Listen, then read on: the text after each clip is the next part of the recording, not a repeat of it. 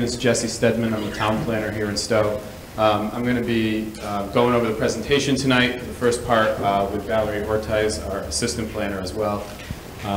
And we also have scattered throughout the room here our Complete Streets Committee here in town, made up of a number of different department heads, at-large member, a resident of Stow. And we also have some members of the planning board here as well. So the purpose of tonight's forum is really just to describe the process of the Complete Streets program, how we got to this point. I think it's just important to kind of see the context and just kind of remind us how we got here, the prioritization planning that went into this effort. And then eventually getting to, towards the end of the presentation, to the projects themselves, the kinds of thoughts that we've had on them as they've gone through the design phase. And really the overall goal tonight is to hear some feedback from folks who may live in the area, who haven't yet been in touch with us. I see some familiar faces, I definitely see some new ones, so that's good. And we'll be taking all of that feedback, that input, and then we'll be feeding it back to our consultant, who is, the name of that company is called TEC Incorporated. It's called the Engineering Corporation, big surprise. So they're going to be the ones that are going to take these plans and get them finalized for us. So we thought tonight would be a great way to take all that information at the end here, gather it, and get it out to them. So that's really the overall purpose this evening. So just a list of the folks who are on the Complete Streets Committee and who are attending kind of, I think we meet, you know, maybe a couple of times a month. Meetings are open to the public. They're listed on our website. But just a description of the kinds of folks that are on that committee as of right now. All right. So starting with what are complete streets, there's a lot of definitions out there depending on who you ask, MassDOT and other organizations throughout the country, but essentially the idea is that you're creating streets and streetscapes that are safe and accessible for transportation users of all ages, abilities, and all types. It's also a way of just kind of rethinking what has long been kind of, in some communities, just auto-dominated roads. The idea that there are multiple people, multiple users doing different things on the roads, and how can we think about them in different ways, whether those folks are simply commuting by a different mode or they're using roads recreationally as well. There's a lot of different things going on. Stow, of course, sees all of those as well. So we'll go to that. This is a good image here. So Complete Streets doesn't really have a definition of like, oh, that's Complete Streets when I see it. It's really more of a frame of mind. And so there's a lot of different design ideas that can go into Complete Streets planning. There's a lot of different, discrete concepts as well. This here is obviously Lower Village for folks who go through there a lot. So this is, I would call, a Complete Streets design component. It's a pedestrian refuge island, a crosswalk. For those who remember Lower Village a couple of years ago, a little bit of a different look. You have the bike lanes now, as well as increased pedestrian infrastructure as well, in addition to the lanes for the vehicles and all the rest. So just a way to increase the amount of users that can safely use the business district. So that's just kind of one of those things in practice. So, so some of those goals, like I said, improving the pedestrian, bike, and traffic safety. One of the other things that's important is what we did during the prioritization planning process, which Valerie will talk about, is really think about what are those connection points. What are folks in town trying to get to? Is it a community park? Is it a school? Is it the community center itself? What are those nodes that are important? And then from there, kind of understanding how do you connect different users to those points. Here in town, in our own Complete Streets policy, which was passed in 2015, the idea of having this prioritization plan was important also from the cost effectiveness side of things. What we want to do and what we still are trying to do is sync up a lot of our planning so that we are working closely with the highway department, with other departments that are thinking about different kinds of road upgrades, whether it's public safety, whether it's highway, whether it's planning department working on different things, to make sure that we understand what the schedules look like, when the best time to take action is, when the right time to actually initiate a project is. All of that gets kind of fed into the idea of the Complete Streets planning process. And And then a huge thing that we heard during the planning process is the idea of trying to balance these improvements with the rural character of Stow. We've heard that a lot. We do have some examples of kind of that in practice that we'll share with you on these upcoming projects that we're talking about tonight. But I think those are the overall goals that we're trying to adhere to. So just a brief history, and then I'll hand it over to Valerie. It was in 2015 that we actually had the selectmen adopt the Complete Streets policy that said that whenever there were going to be new road upgrades, that we would consider these goals and that we'd try to work them in to the extent that we could. In 2018, we finished the prioritization plan working with a consultant. Some of the folks in this room may have been at those hearings. There were some surveys, there were online mapping exercises, quite a bit of effort and input went into that process. And then it was just at the end of that process that we were able to apply for the first round of funding from the Mass DOT Complete Streets program, which offers you up to $400,000 to go ahead and try to implement some of those projects that you identified in your prioritization plan. We did get funding, which is why we're here. We'll explain a little about that, how that worked, and why it's these projects that were chosen. But that's generally the process. So we are now in Tier 3. We have a plan. We have a policy. From here on out, it is about trying to sync up these projects, think about them in a cost-effective way, and kind of look at our prioritization plan and see what's coming and what we're able to do on some sort of rolling basis. So, so that hopefully there will be more improvements in the future as we kind of continue this process and continue to apply for funding. And with that, I'm going to hand it over to Valerie.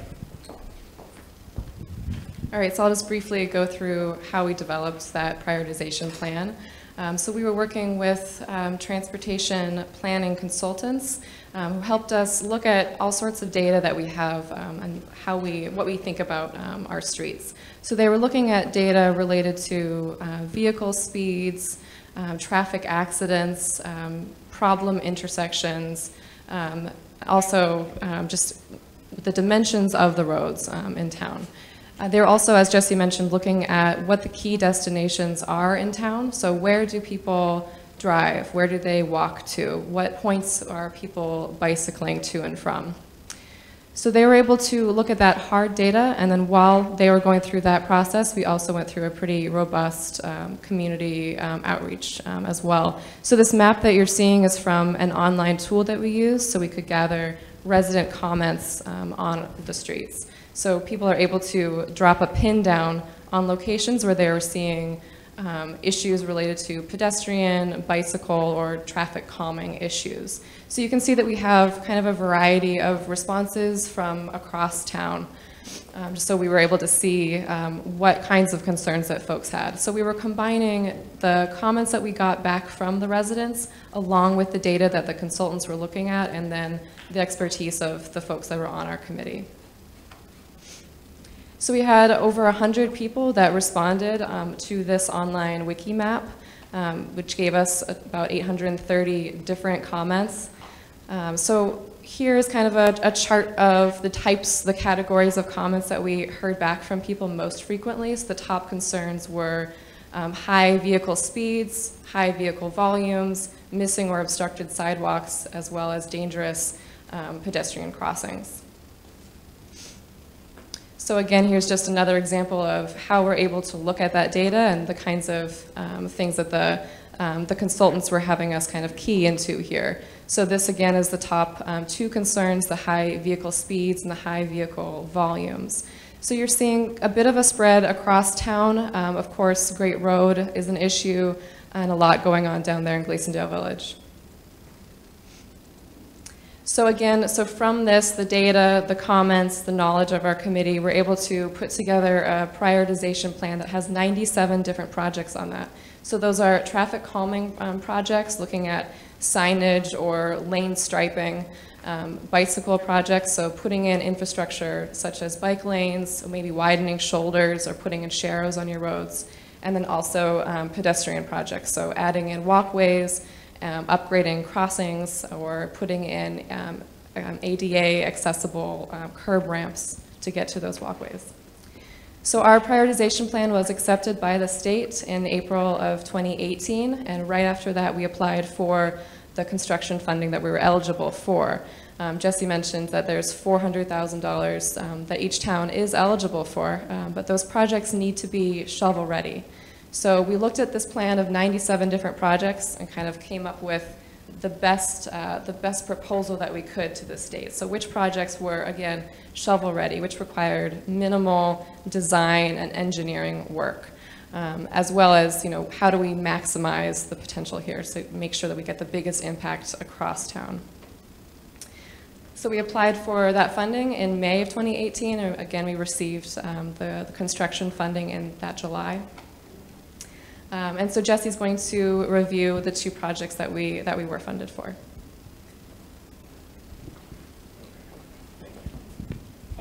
I'll just pause there just for a second in terms of kind of background, how we got here, process, if there are any questions on any of the process-related stuff before I kind of dive into these 2. Okay. So improvements at Old Bolton Road and Great Road, and the improvements at Harvard Road and Great Road. These were 2 projects. I think it was 11. I think that's what that slide said. 11 different projects. A lot of different projects that we had on that funding application was everything from signage to the 2 projects you see here to speed feedback signs, things of that nature. For whatever reason, the state decided to choose, I think, the 2 projects along Great Road because of the traffic volumes we have on Great Road. In Lower Village, you see the highest at 16,000 vehicles per day traveling there on an average weekday. As you move towards Old Bolton Road, that gets to be about 13,000. Harvard Road in the center there, depending on the day, you know, 10,000, between 10 and 13. Hudson Road, Gleasondale Road, those north to south connectors, they change that traffic pattern, so you have slightly different numbers. But moral of the story is it's our busiest road, there's no question. So we'll jump into a couple of these projects here, and I'll give you kind of the existing conditions view. For those folks, I assume folks here are familiar with this, that you live right in the area. Like I said, I don't know everyone here. So here's just the approach going west on Route 117 as you get to Old Bolton Road. You know, hopefully no one was in a car when they took this because they'd be in the opposing lane, but this is the slip lane at Old Bolton Road. And we'll go to the next one as well. And here's you in the correct lane, going towards Route 117. You kind of have the slip to the right, and then the incoming traffic coming off of 117 on the left there. And then here's the aerial view. So this is the existing condition, or as close as we can get in terms of an aerial view of the existing condition today. So there again, you can see eastbound traffic can pull up to the little line there just below the 117, the stop line, and then enter on to Route 117 traffic. When we were going through the prioritization plan process, the consultants looked at a wide variety of side roads as they entered onto Route 117 and some of our busier roads. So if you were to look through the prioritization plan, you'd see some other intersections that were also called out. But Old Bolton Road, when I get back to one of those prioritization planning criteria, the reason why this one kind of started to go up the list a little bit is that you've got the Stow Community Park right down the street from there, which is one of those things that we were talking about, which is kind of a connection point where we know that there's children there, we know that there's games there and other things that kind of get people there all at once. So there's, it's just another connection point for sidewalks, for cyclists, that kind of thing. We also heard from some cyclists in town. We also have some other data showing kind of popular recreational cycling routes, and we know that folks are coming down Maple Street, they're coming down Old Bolton Road, getting onto Route 117 before they make their way on the other regional roads. So a lot of factors kind of made this an intersection of interest. On top of all that, of course, you've got an intersection that gets onto a very busy road at a pretty wide angle there with the slip lane. And just in talking to people, once this project came up, we got, it became clear that just that is an awkward angle to be looking over your shoulder at. And a common thing to do, something that was, you know, that you see all over the region, is just teeing up intersections, trying to get it so that you are approaching at more of a 90-degree angle, that you're able to come to a full stop, look both ways, and then safely keep going. So it's that kind of idea that's being proposed here. Obviously, it is a tough intersection because of some of the angles, especially as you come eastbound on Route 117. It comes at 117 at a very odd angle. So we'll get to the next slide here.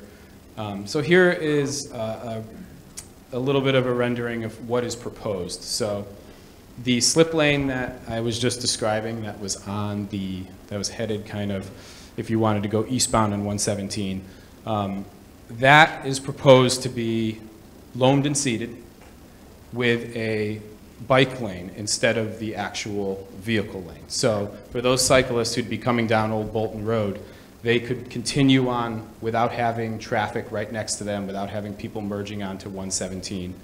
And the road itself would be more teed up with 117 so that vehicles would both enter and exit at more of a regular angle at Route 117. So that's basically just the long and short of it. On top of that, there is some updates to the sidewalks in that area.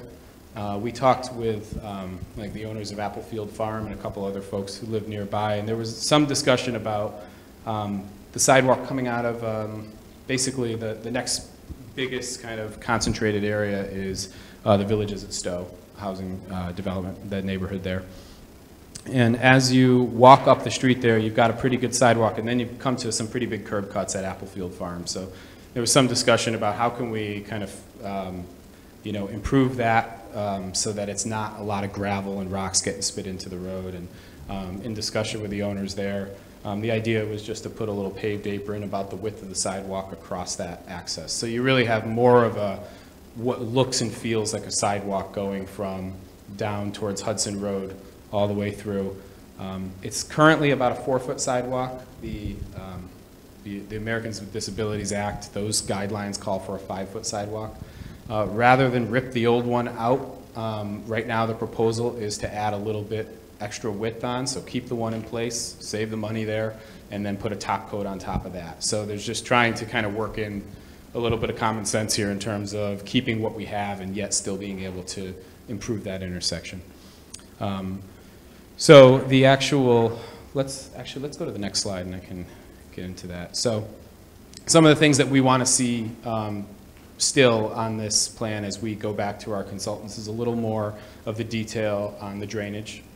There's some catch basins and other things proposed, and we just want to make sure it works because we know that there's been a history of some issues at that location. We're looking at some of the review of the granite curb that's being proposed. Our new highway superintendent came on board maybe a month or so ago and has really been talking about these projects and designs being maintainable throughout the winter season, and so that's something that we're trying to key in on as well. So we want to make sure whatever is proposed is something that the plows can get around, that we're not just going to rip up or wreck after the first season. It's something that's going to stand the test of time a little bit. And then confirming some of the sight lines, some of the safety aspects as you approach Great Road from Old Bolton Road. It's a slight incline there.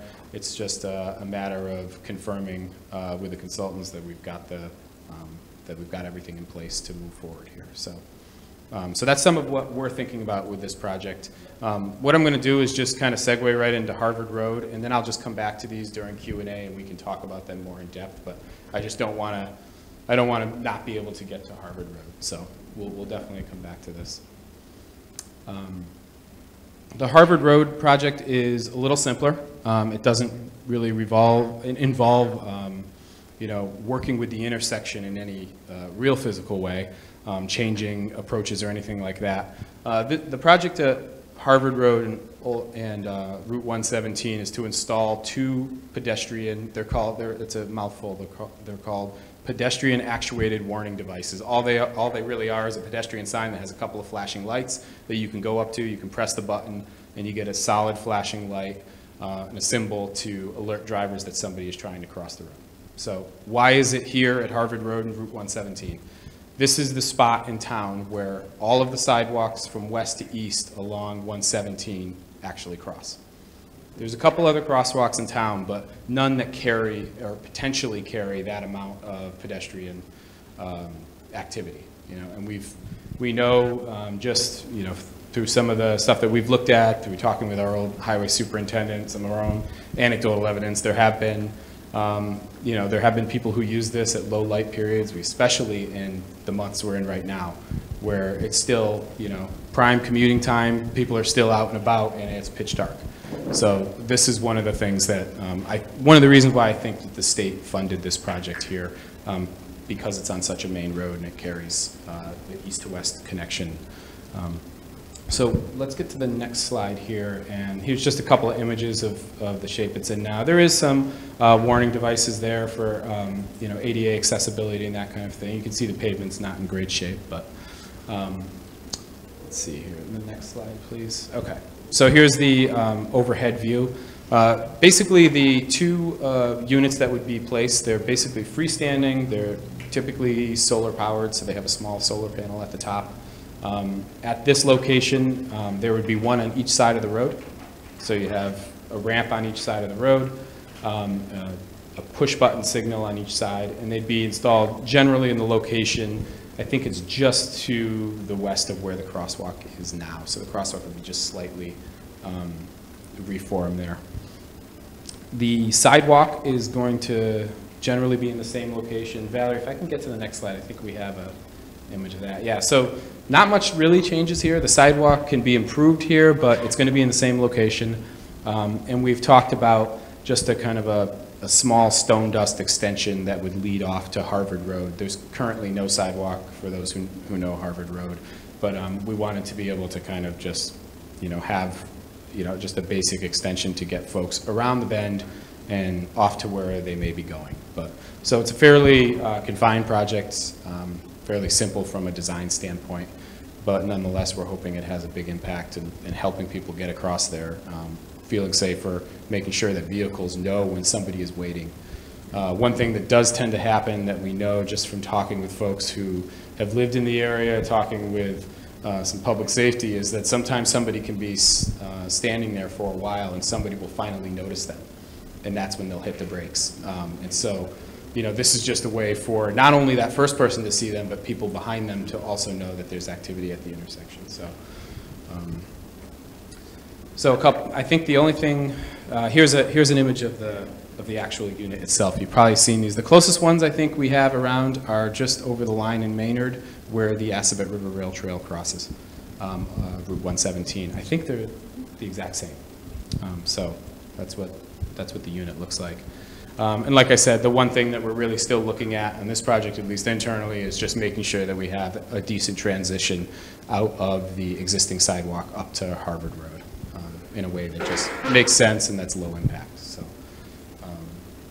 So with that being said, I think we can talk maybe a little later about kind of next steps and where we're going, but I did want to hear back from folks on these individual projects and make sure that we captured some of that feedback. So I don't know if it makes sense to maybe just start with Old Bolton Road, if it seems to be the project I hear more about, but certainly we can talk about both. So in the back? Yeah. If you could actually use the mic, it would be a huge help for folks listening. Thank you. I just had a question around clarity around the bike path. So you said you were going to make a bike path on Old Bolton Road. What will be done on 117 for the bikes? Yeah, it's a good question. So I just want to make sure we're talking about the same thing too. A bike path, what I mean by a bike path essentially is a bike lane, same width that you would see, for instance, in Lower Village right now. So when we talk about bike path, I'm not talking about something like what we see in Maynard and Acton on the rail trail. It's about a 5-foot wide lane. But right now there's no bike lanes on Route 117. We thought about the idea of what's called a sharrow, which is kind of a transitional marking. Speeds are a little too high on Route 117 to utilize that. So at this point, you use the bike lane, and the cyclists are expected to be able to have a better, at least be alone and in their own lane to be able to safely get onto 117. But right now, there's no kind of follow-up on 117 for those cyclists at this point. Thanks. Microphone right behind you. Thanks, Jim. You have a number of crosswalks coming down 117. I've got a couple of things. Why don't you do the flashing thing on all of those? That's a good question. We've got to start somewhere. Well, yes, I understand that. And I think we've talked about just in getting the funding to get this project going, we've talked about where would some other good locations be. I think we've talked to the committee, and the feeling is like, let's get this installed. Let's make sure we know how this works, that it's working well, and we can go from there. Yeah. The other question I have is, when you travel through the town of Bolton, you better stay at 30 miles an hour. Has there been any thoughts about changing, especially down by the supermarket, putting that down to 30 miles an hour? You've got a number of crosswalks down there, and you got people flying in and out of there all the time. Yep. There's been a lot of discussion, certainly when we were doing the Lower Village project in the design of that.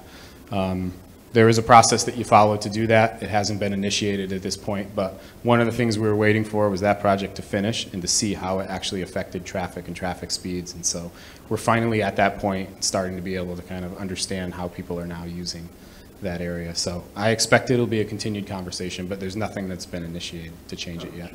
Pretty simple, putting up 30 mile per hour. I wish it was. I wish it was. It does require reporting and working with the state, and there is quite a few. It's not impossible by any stretch, but there's quite a few things that you do need to do and you need to meet. Yeah. Other comments? We'll go back over here and then on this side again. Okay, we will certainly get there. Yeah. Hi, I saw on that slide of the concerns, one of the concerns was the sidewalks, obstructed sidewalks. Are the sidewalks considered seasonal in this town? Because they are constantly just plowed right onto, and they're never cleared in the wintertime. So is the sidewalk going to be cleared? Is that going to be part of the snow removal? I'm gonna pass that to Jim Salvi here. I think the short answer is yes. They are considered seasonal in this town. And that's consistent, I'm on the Board of Selectmen. That's consistent with, to really generalize, most of the towns to our west. With towns to our east, they're not considered seasonal, and there are efforts made to plow them, usually with small sidewalk plows that cost a little bit over $100,000 each. One of these years, perhaps this year, we are going to put before town meeting the choice of buying the necessary equipment to have year-round sidewalks. Personally, I'm not so sure I'm going to support that. But maybe people do deserve the choice on that. There's yet another option for congested areas like Lower Village, which is a bylaw that requires homeowners and business owners to clear the sidewalks in front of their property. That's used in a lot of downtown areas and urban areas. So short answer to your question is that right now, like a lot of the towns that consider themselves to be rural, yes, the sidewalks are considered seasonal. As the demographics of the town change, maybe there comes a time when we at least give people a chance to change that. Yes, thank you. I think actually that was a Harvard Road question, so if there's more on Old Bolton right behind you, and then we'll work our way up. Thank you. Just something about the sidewalks, though. I mean, I see people walking on the road on 117 because there's nowhere for them to walk, like at night, you know, or, you know, coming home from work, I see them. It's so dangerous, you know. Yeah, it's like there's nowhere to go. They have nowhere to go. And not everyone has access to a vehicle, you know. So. I think one of these days, hopefully this year, we're going to give people the chance to pay over $100,000 for sidewalk plows. And if people want to do that, but you know, that's the only answer. I don't think you can have a bylaw that requires homeowners in less dense areas to clear. That would obviously be a cheaper alternative. I agree with you that we should give people the alternative to do it. I'm not so sure, you know, personally, I don't want to have $100,000 little sidewalk plows, but maybe I'm in the minority on that, and maybe. Is that for the town to maintain, or is that for the town to maintain the plows? Yeah. Okay. So that's what Sudbury does. So you only get that one. Well, you'd need the equipment and you'd need the manpower. So the costs escalate quickly. Sudbury has 40 miles of sidewalks, that they maintain, and they have way more than one or two of the $100,000 sidewalk plows, and they have a whole division of their Department of Public Works that handles it. It's more of a cultural question whether we want to take the leap and be in that league. And I don't know what the answer is now. 5, 6 years ago, I would have been pretty sure the answer was no. Now I'm less sure.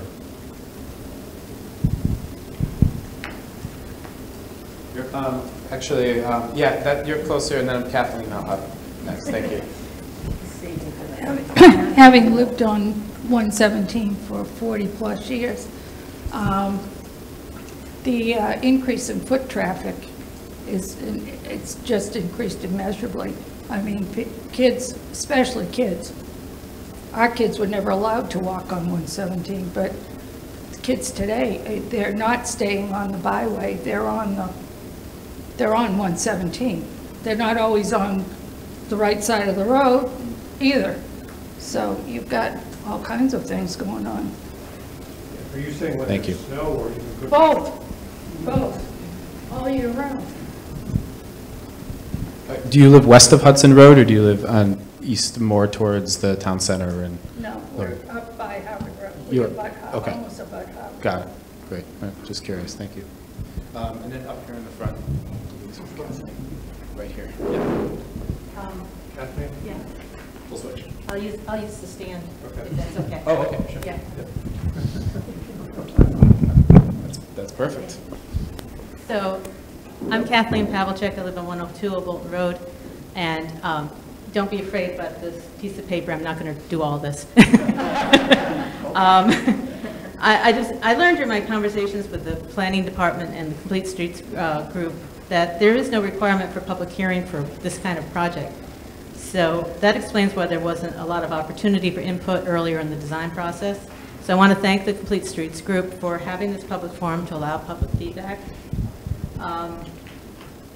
Jesse went over a lot of the issues with the existing corner, so I don't have to.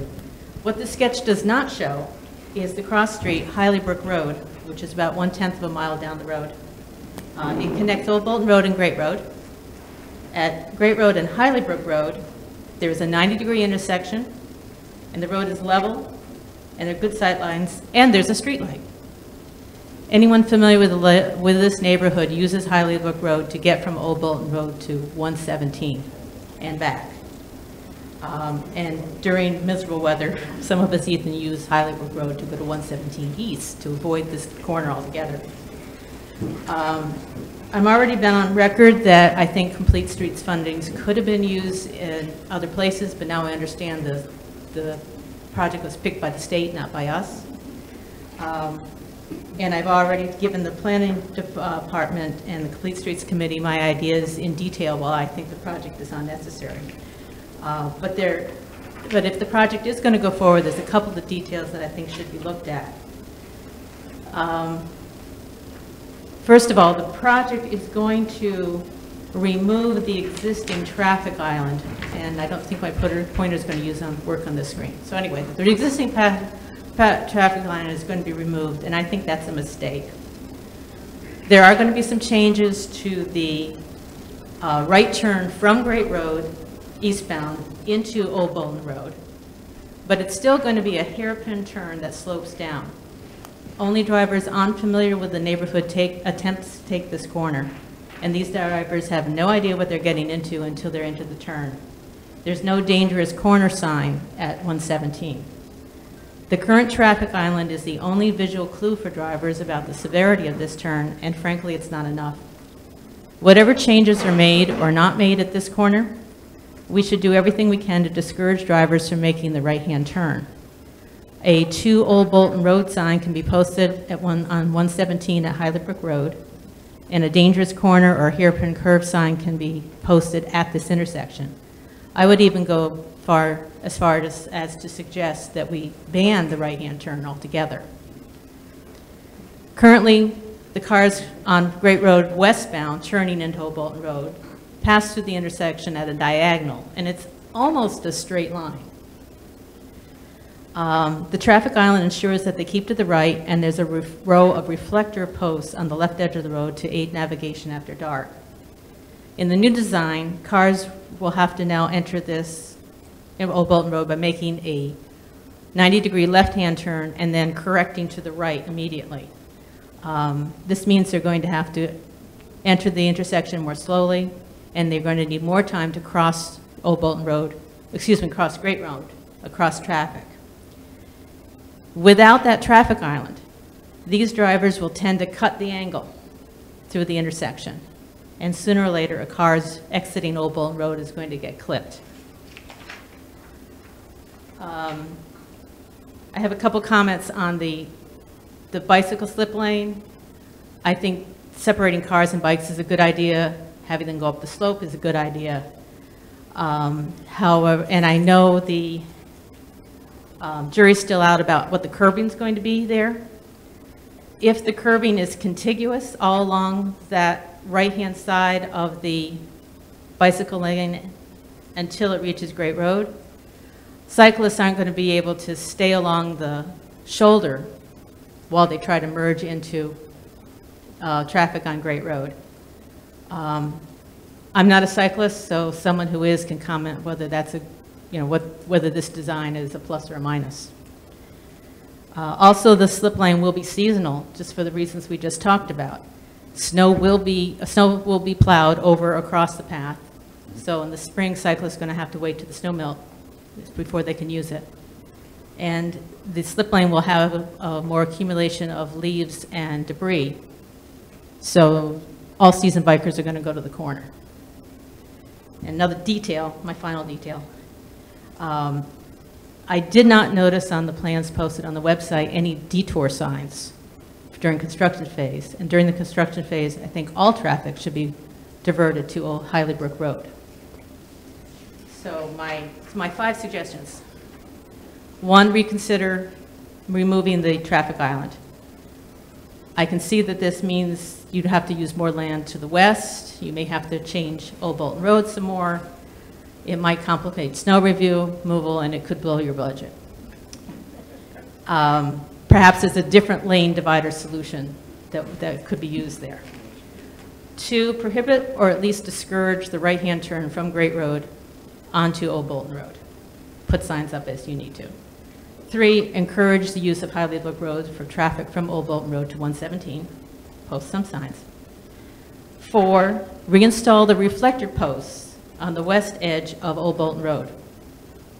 And 5, detour all traffic to Highly Brook Road during construction, and some of that signage could remain permanently to encourage the use of Highly Brook Road. And I thank you very much for the opportunity to share my ideas. Thank you. I'm not an engineer, so I'm not going to try to respond to some of that, but that's the point of tonight, because we're going to make sure that they hear that feedback as well. And we have spoke about a couple of things. There are a couple of things, though, I did want to speak to. As far as the detour, the traffic management plans typically get put together by the contractor under the guidance of the project manual once you go out to bid. So we will see that stuff. It's just not common to have it quite at this point. So that will definitely be there. As far as the, and as far as the turning on to Old Bolton Road, I did, we have looked at the widths when we were going through the design. I can say, and I'm looking forward to hearing what TEC will have to say, but the entrance to Old Bolton onto 117 is wide. And it's wide for the purpose of trying to make sure that people can manage that turn. In fact, I think one of the westbound lane pulling into it is about 34 feet wide, which is really, it's big. It's big enough that if this were an area that we wanted to have a crosswalk and we didn't have a sidewalk on the other side, we'd have to be thinking about, is it a little too wide? Luckily, everything's kind of working out in terms of a sidewalk away from the intersection. So I'm going to be curious to hear what they have to say about that in terms of how it reacts with kind of this idea of taking away that island. So my point definitely is be more of it's such a sharp curve that there should be at least warnings there. Yeah, and the signage issue, definitely, that's one that we've kind of marked out, and we'll get some feedback on that as well. So, so thank you. Maybe we'll go over to Lenny in the back there, Jim. Thanks. Hello? Lenny Golder. I'm on the planning board, and I'm also an Old Bolton Road resident, so I I wear two hats on this one.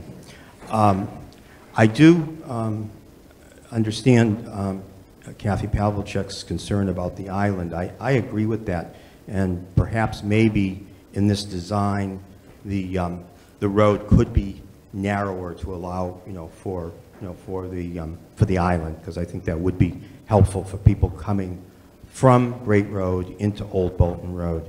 The other thing, if I'm reading this design correctly, the bicycle path seems to be going along the same angle as the road is right now.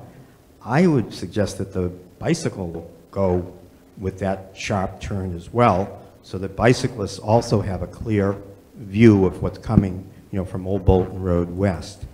As far as the usage of it, you have to consider the difference between people who live on Old Bolton Road and people who use Old Bolton Road. I mean, I live there, and I'm sure those of us, who do use, who don't take the left onto Highly Brook just out of habit, we do use Old Bolton up to Great Road, but we've gotten used to making that turn. At least I have. But I've also had the experience of having friends and also members of the planning board, given me rides to meetings when I didn't have my car. And frankly, I thought I'd have to tell them to take deep breaths and relax before they made the turn. It's very scary for people who don't understand the contour and how you make that turn. And so to have something with a clear sight line, 90-degree angle where you can see traffic coming from both sides is very helpful. There's a lot of traffic that comes, as you know, from Hudson, and these people are not going to be necessarily aware that you make a left-hand turn to Highly Brook Road. They're just going to want to get right onto Great Road. And so again, because of the usage of that part of Old Bolton Road, I think it's important to have this kind of sharp turn. So, so those are basically my comments. I think that angle is good. I think we need to do something to keep the island. I think that was a good point. And I think that the bicycle path, we should try to, make it more in contour with the change in the road for bicyclists as well. Thank you. Appreciate it. Do we have somebody down in front over here? Yeah, there are a couple folks on this side of the way. Hi, I'm Dave Lowley. I'm directly across from Applefield Stand, so I get to see the action on this intersection all day, every day. Okay, good. And one thing, I see trailer trucks negotiate that intersection, making left turns from it with the current alignment. And I'm in favor of not even having a left turn, even with this alignment. Interesting. Okay. I'd rather see Highly Brook Road used for that purpose. And I agree with Kathy on eastbound traffic on Great Road shouldn't be turning into there when they have the option to use Highly Brook Road either. But like trailer truck traffic, that's another issue with the island, whether it's there or not. Because they're not going to be able to make that turn without going into the other lane. So coming out onto 117, taking a left going westbound. Yeah. Okay. Well, yeah. Trailer truck, either direction, they're not gonna have the clearance to properly get into the lane without infringing on the opposite side. It happens because of bows. Significant, yeah. The bows, the GPS directs them in the wrong direction down the Bolton Road. I think that's one of the main issues with most drivers there, why they're taking that right onto Old Bolton Road or whatever, but. No, that's a good, I appreciate that comment. That's helpful. And the only other thing I'd add is one big factor, I think, is the difference in the grade of Old Bolton Road coming up to 117. So I don't know if this design incorporates any grade changes. There is some, we've been having an ongoing discussion about what we can manage there without throwing other things out of whack a little bit. So we're hoping to find a balance between getting a good grade approach with keeping the rest of Old Bolton relatively the same. Yeah. Thanks. Thank you. Right in here, down front? Yeah. Right in front here. Thanks. Ed Pavlicek, 102 Old Bolton. Just one short comment. I bicycle this regularly, and I think bicyclists can go either way and probably will go either way. Following that, the bike lane is drawn. If there's a reasonable shoulder on 117, it would be ideal for when it's open. But bicyclists are going to be, so once the fall leaves are down, the snow is down, or things haven't been cleaned up from when spring comes around, that bicycle slip lane until somebody sweeps it out is going to be bad, and people will be taking the road either way. And the other comment is again that my impression, and it's just an impression because I don't live there, but that the most dangerous thing about this is the fact that if you're zipping west on 117, you don't get a sight. You're going up the hill. There's a hill to the right off the thing here, so you don't have a long sight line. Somebody who tries to turn into Old Bolton or gets stopped trying to turn into Old Bolton becomes an obstacle that's not always expected. And my question, and I think this would just make that worse because it's a harder turn now if you're going west going on Bolton. You have to slow more, can't angle across the road, you're sharp. Then you got to make another turn as soon as you're down there. As soon as you cross, you turn to right then.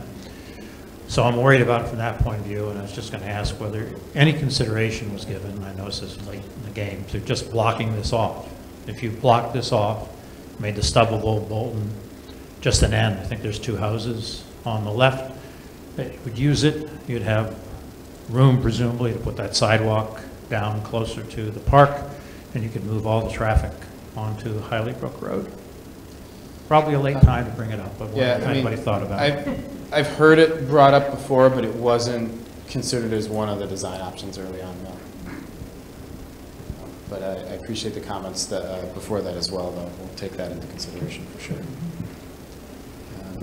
One more here, and then in the back right there. Just a follow-on comment. I was just curious if one-way options were ever considered in this design between Old Bolton Road and Highway Road. No, when the prioritization plan was developed, it was generally this design here. They didn't look at one-way in this location. There are other spots in town where we've had a more of a discussion about potential for a future one-way. This just wasn't one of them, no. In the back corner. I live on Old Bolton Road as well. And coming to this meeting, I didn't realize that these projects were funded by Complete Streets, so I just had a couple other concerns that I'd like to bring up. I was at the meeting last year when we were all here and we broke into groups and we voiced our concerns, et cetera. And one of my concerns, and I know a number of people's as well, was the intersection of Great Road and Maple Street. And how people coming from Hudson, coming down Maple Street, taking a right on Old Bolton Road, don't stop. And it's really dangerous, and we just asked for like a yield sign or something there, so they will slow down. We have kids waiting in the island for the bus. I remember this discussion, actually. I mean, there's 2 bus stops. One's on Old Bolton Road, just across from the island where a lot of the elementary school kids wait, but the bus that goes to the high school and the middle school, the kids wait in the island because the bus comes out on the other side, more on the Maple Street side. It's just I don't know, it's many accidents waiting to happen. And I know people from Old Bolton Road know to slow down when they're crossing the intersection because we've lived there and we know to slow down. Some people don't, but most do. I just think that it would be really important to put a yield sign or something, do something with that intersection there, because there's a high volume of cars, which is one of your concerns, and they speed also. So. Yeah, I know that project is on the prioritization plan. I remember seeing it. Unfortunately, I didn't come prepared to talk in depth about it, but so I can't recall exactly what it's made up of, but if you want to follow up, we can talk more about that. Okay, thank you. And another thing is, when will Old Bolton Road be paved? I mean, it's so bad. And the thing is, it's the Stow Gobbler every year, and it's the showcase. I'm sorry? That ruins the road. No, it's treacherous for the runners. I mean, that's a showcase for Stow right there. People come from other towns to run the turkey trot. And the road is terrible. I mean, if you run down the middle, it's fine, but there's so many people here that are not going to run down the middle of the road, you know. The sides are all dug up, potholes. I just think, you know, it's like 1,000 people running down that road once a year. I'm just surprised. I mean, I'm just thinking of injuries, so. Sure. That's okay. it. Duly Okay. noted. Thank you. Thank you. So I think in the interest of time, I know we tried to be around 8 or so, but we'll go as far as we need. But I wanted to switch over to Harvard Road for a little bit, have a little discussion there, and then we can, I'll stay and we can talk as much as needed. Were there any comments on the Harvard Road? I know up front here we had a couple. Jim, right up front here. Right here, yes, thank you. I mean, I think we're thrilled that you're doing this because we've seen over the years so much with near misses of people just getting hit trying to walk across there. But my question is, on the, so it's going to be flashing all the time? And No, yeah, no. Okay. Nope. Luckily not. Just a no. flashing when they push the button? Yeah, I wish I had the detail in terms of how long it typically flashes for. I believe it's under 30 seconds. I don't know the exact number, but yes, you come up to it, you hit it, it flashes for a certain amount of time to get you across the road. And I think that you can actually adjust them too, depending on what the width of the street is as well. And then the actual crossing itself, is that going to be redone for like reflective paint or anything? Yeah, we've talked about what the best, most maintainable thing to do there is. So yeah, it is going to be redone. We're figuring out what the right paint is, exactly how to do it so it doesn't get ripped up by the plows in the winter. So it will be redone. And then you talked about extending the sidewalk around, or? No, it was more of a technical thing. We just wanted to figure out how, first of all, where does the sidewalk end currently?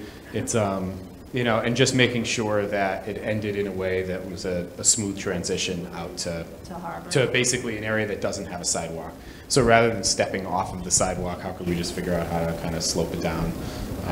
And that's where we were thinking about some stone dust and that kind of thing. It's really more of a kind of construction question of just how do we make this so it doesn't crumble on us in the future. Yeah. So that was the thought there. Yeah. Do you folks live right at the intersection? Oh, okay. Yeah, just have a view. Okay. As far as the flashing light goes, you mentioned solar power. Is it only solar power or is it electric as well? I'm going to kick that. My question is, on the eastbound side, it's probably going to be in the shade a lot of the time because all the trees and houses and stuff, like, is it going to get enough sun over there to power it, I guess? I've never heard of that being an issue with these. I'm going to ask our highway superintendent, who I see smiling back there. That might be a better question for Steve.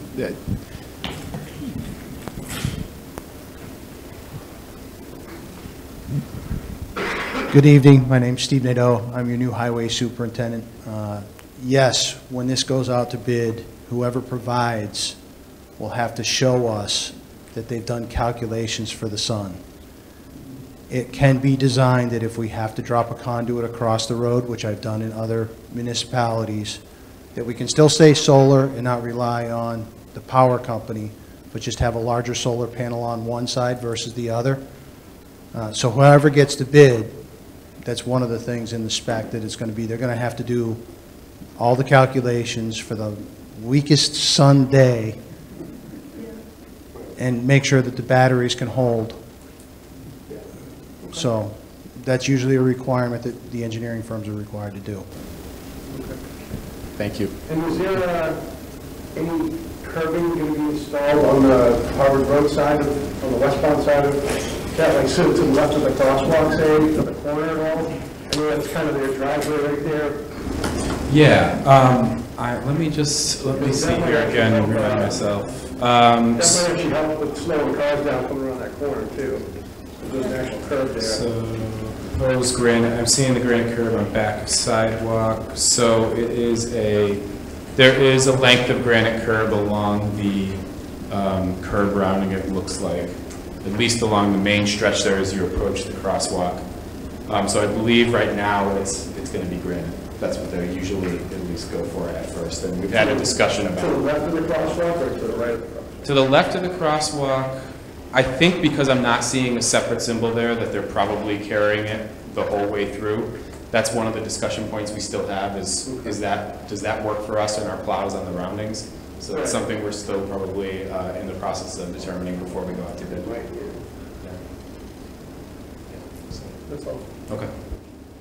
Any other questions or comments on the Highway Road project? Just having lived on 117 for so many years and seen the wonderful commuters and what happens, I'm concerned that they're not going to stop for those lights. I really, I mean, the sun glare is terrible at that time, but they don't stop for anything. And my kids have almost been hit waiting for buses and stuff. They come around. I saw one guy go around the school bus on the loading side one day. Yeah. I mean, we've seen people stop and people going around the person stopped. Mm-hmm. Yeah. I don't doubt that at all. Yeah. There's gonna be some exceptions. I definitely think it'll be an improvement, but well, I'll let Jim speak to that a little bit. Yeah. At all, you know, and I think people have to understand that. Yep. People, not everyone's going to stop for that light. There's always going to be some outliers, but there's a similar intersection at the new crossing of the Aspet River Rail Trail at 117 in Maynard, and that's at the bottom of two hills. And from either direction, you're approaching that at a pretty good speed. And it's very difficult to see a cyclist or a pedestrian on the side.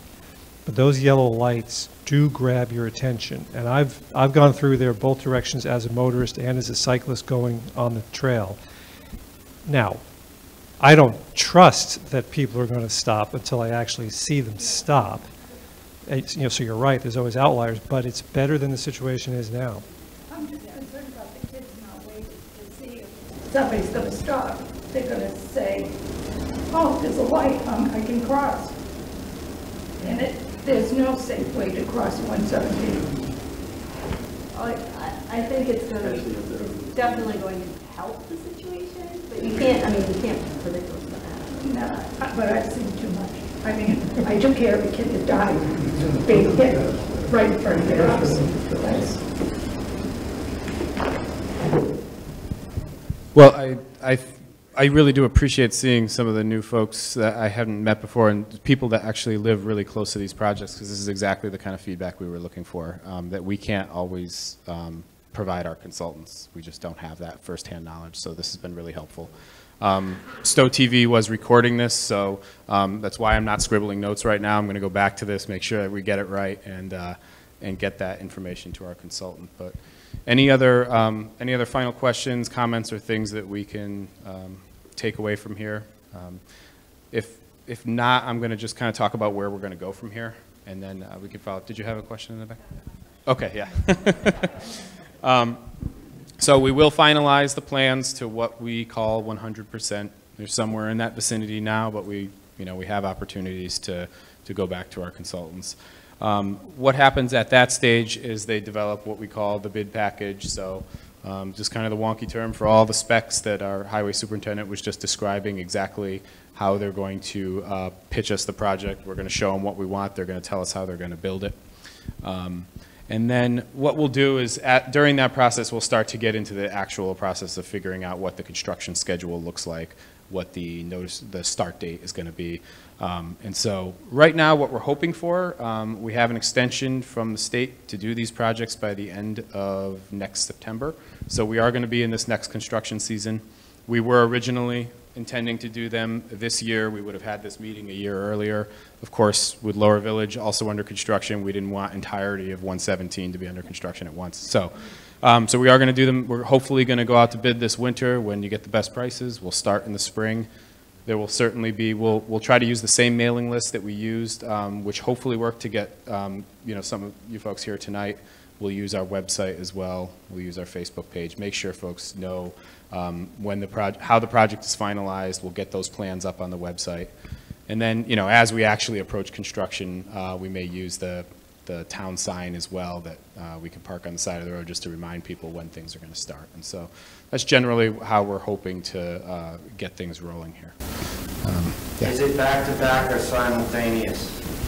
Good question. That is something we're going to be talking about. We haven't yet exactly figured out whether, I think one of the things is we don't know whether, the same person might bid on both projects, and then that will be a discussion about the schedule.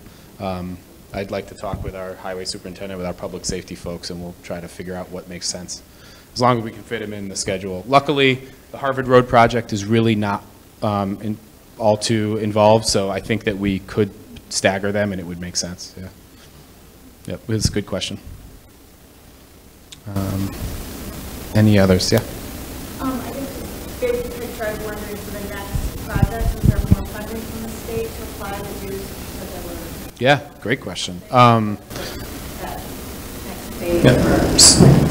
So the Complete Streets Committee will continue to do their work. Obviously, some of the bandwidth is going to be making sure that these go smoothly and they get done on time. And after that, and during that process, we're continuously kind of looking at, okay, what does the next step look like? So one, for instance, is some funds that are going to be requested at this next town meeting to try to take care of some of those smaller things. I say smaller, but things that the state wouldn't fund. So there was a bunch of signage at different roads throughout towns, small things that could make a difference that they didn't fund, that we just feel at this point like, hey, we can buy some signs, we can get them installed. So that's our current next step. It's a fairly simple one while we're in construction. And then after that, yeah, we're going to be looking at the plan. We've got our new highway superintendent on board. We'd like to figure out what was the highway department schedule like? Can any of these things potentially sync up? So I think all that's going to be happening over this next construction season. Yeah, so yeah, we'll be busy with it for sure. Yeah, thank you. Well, just one other thing, pardon my ignorance on this question, but why are you dealing with these piddly little projects when we got an issue with the bridge on 62? Yeah, the bridge on 62 is in the pipeline. It's scheduled for construction, I believe, 2022. So that's kind of in the process. Mass DOT has a consultant that's working on that. So we kind of compartmentalize. We know that's happening.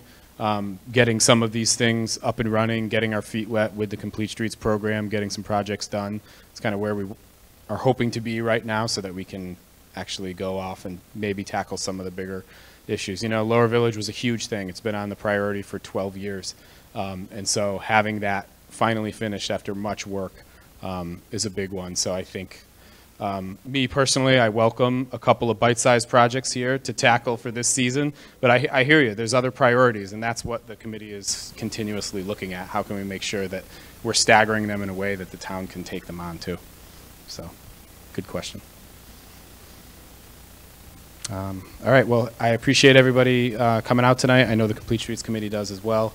If you want to be in touch with me, our planning, it's simple. It's planning@stow-ma.gov.